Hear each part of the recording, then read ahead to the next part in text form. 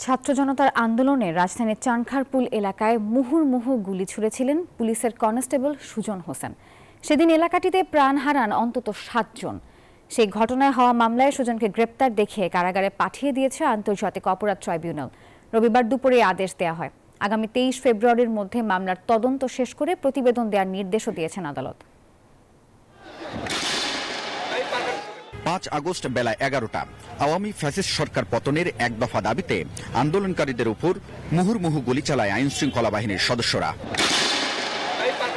কেন্দ্রীয় শহীদ মিনারগামী ছাত্র জনতার ঢল ঠেকাতে রাজধানীর চানখারপুলে আন্দোলনকারীদের লক্ষ্য করে গুলি চালান এপিবিএন সদস্যরা। ওই ঘটনায় গুলিবিদ্ধ হন অনেকেই, নিহত হন অন্তত ৭ জন। এ ঘটনায় রাজধানীর শাহবাগ থানায় করা মামলায় গত ১ জানুয়ারি পুলিশের কনস্টেবল সুজন হোসেনের বিরুদ্ধে গ্রেপ্তারি পরোয়ানা জারি করেন আন্তর্জাতিক অপরাধ ট্রাইব্যুনাল। আসামি সুজনকে এই মামলায় গ্রেপ্তার দেখিয়ে কারাগারে পাঠানোর আদেশ দেন ট্রাইব্যুনাল।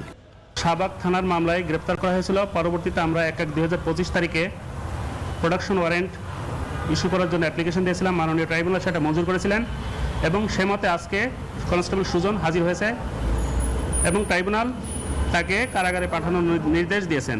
প্রাথমিকভাবে সুজন হোসেনকে সেদিন অত্যন্ত অ্যারোগ্যান্ট, অত্যন্ত উৎফুল্ল চিত্ত মনে হয়েছিল।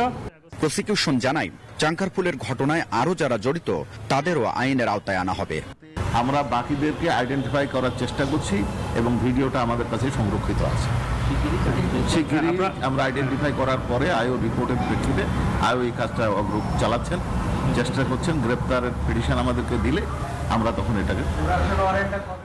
গত ৫ আগস্ট চানখারপুলে বোরহানউদ্দিন কলেজের পাশে সুজন হোসেনকে কখনো দাঁড়িয়ে কখনো বা শুয়ে ছাত্র জনতার উপর গুলি করতে দেখা যায়, যার ভিডিও ছড়িয়ে পড়ে সামাজিক যোগাযোগ মাধ্যমে।